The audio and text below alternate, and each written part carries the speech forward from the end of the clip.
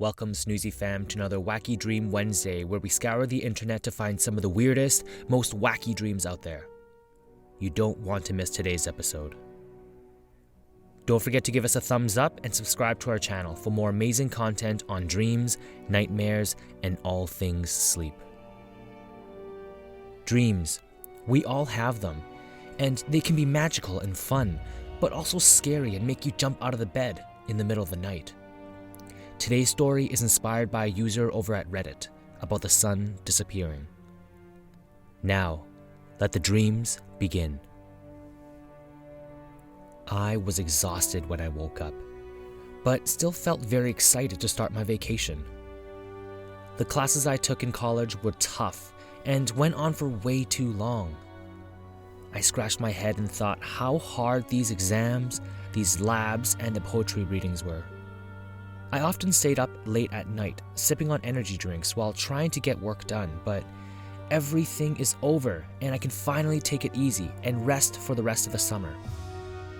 I looked at my clock at my bedside table and saw that it was 10 a.m. Wow, I actually slept in, and it was the first time sleeping in a very long time. I slowly pulled the covers off, rubbed my eyes, and sat up on my bed. The room was unexpectedly chilly for a day in mid-summer. I rubbed my hands together in order to warm up, and I felt small rigid bumps pressing against the palm of my hands. There were goosebumps forming all over my forearms and shoulders. I jumped off the bed and onto the floor when I became more awake and worried. The wooden floor underneath my feet were ice cold. It felt like I was walking barefoot on ice. Is there something wrong with the air conditioning unit? Then I noticed a cloud of cold condensed air forming under my breath. I looked at it carefully for a few seconds and wondered if I was going crazy. Walking quickly into the hallway, down the stairs, and into the living room, I walked directly to my thermostat where it hung on the wallpaper textured wall. The temperature was set to 74 degrees Fahrenheit. On warm days, this is the temperature I usually set it at. I scratched my head in complete confusion. What on earth is going on here? The cold weather and cold house didn't make any sense to me. I stopped for a second to think of what might have caused this. I walked over to the window with the big black curtains and opened it. What I saw outside stopped me in my tracks. There were frost forming on the windows and the glass was cold to the touch. The grass outside had a brownish yellow tone, similar to how it looks in the wintertime. Even more surprising was that the sky was cloudy and dark as can be. I ran to my front door and almost stormed outside without stopping to think. As I ran outside, a frigid cold gust of wind pushed against me, and it made me feel even colder than I already was. I could feel the cold piercing my skin and steal the little body heat that I had left. I stopped in my driveway, turned around, and looked up. The sky was pitch black and the sun was nowhere to be found. I didn't care that my body was cold. I just wanted answers. How could it be this cold in the middle of summer? Also, where the heck is the sun? I was still looking up at the sky when I felt a small white flake land on my forehead. Is this snow? I said in shock. Seconds later, the sky opened up and began dumping thick clouds of snow onto the frozen earth. As the snowstorm grew bigger and more violent, I couldn't help but notice the large lake beside the house freezing as it turned from clear transparent water into opaque ice sheets. In shock, I gasped for air, and it felt like I was being pricked by thousands of tiny needles as the cold air filled my lungs. I suddenly lost sensation in my nose, my mouth, and my ears as the early onset of frostbite kicked in. I needed to get back inside, and I need to go now. Now breathing heavily from being in the freezing weather, I ran as fast as I could back into the house. Even though it was cold in the house, it wasn't nearly as bad as the bone-chilling temperatures outside. My entire body now shaking. I turned towards the window to see that the snow fell even harder than it had been before. My hopes of surviving this madness fell faster and faster.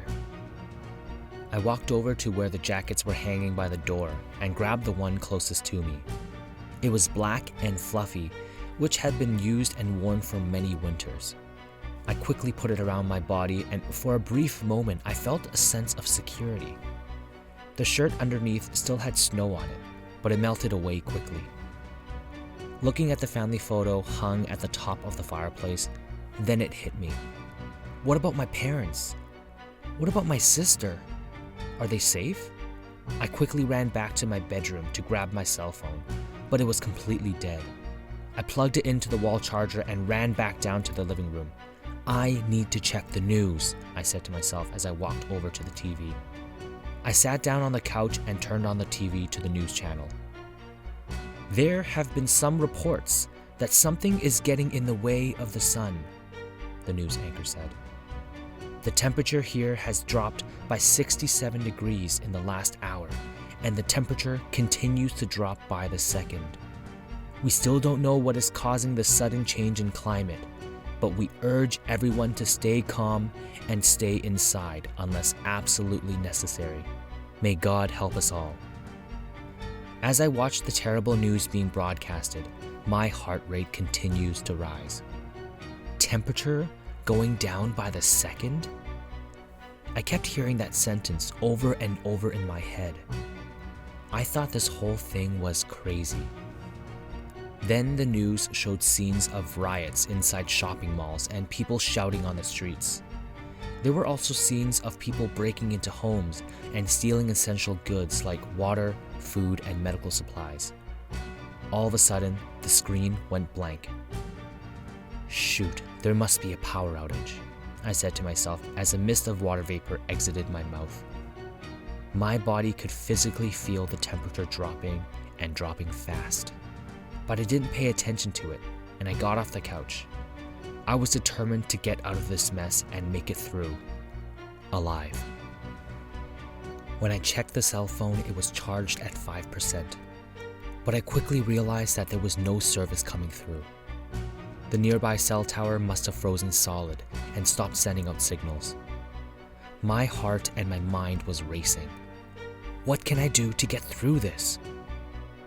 I searched the house for all of the blankets, towels, and warm clothes and stacked them all together in the living room. Then I piled everything on top of myself. I felt better as I sat on the living room floor. Although this wasn't a permanent solution, it was better than nothing. I looked out the window and saw nothing but white. It took a few seconds, but then I realized. The house had been buried in snow, at least 6 feet, and all of the exits had been barricaded closed. There was no way out. I wrapped my body with towels and blankets and ran up the stairs to the second floor. Suddenly, the kitchen and living room windows blew open from the weight of the snow. Dense, white snow surged into the house like a tidal wave hitting a rocky shore, flooding across the dark oak floors and slowly creeping up the stairs. Is this where I die? The summer was supposed to be a time to relax, but now I'm fighting for my life. I haven't even said goodbye to my sister or my parents yet. They are also stuck in this freak show of a blizzard, and they will die as I did. I'll never hear their voices again. Tears started flowing from my eyes as my life flashed before me. My heart sank, and I felt a kind of grief that I had never felt before. At that very moment, I opened my eyes and woke up. I looked around and I was back in my bed. My cheeks were wet from the tears. I realized that this was all a dream. The sun outside was shining and the birds were chirping. The first thing I did when I woke up was to call my sister and my parents to tell them how much I love them. Life is short and unpredictable, so if you have people you care about, tell them how much you love them and don't take life for granted. You never know how the world will end up tomorrow. That's it for today's video.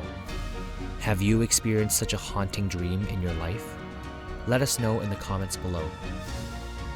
If you've enjoyed this video, don't forget to give us a thumbs up and click on that bell notification for more amazing content like this. Share this with a friend if you think they may need a little wake-up call. Thanks for watching, and until next time, sleep well.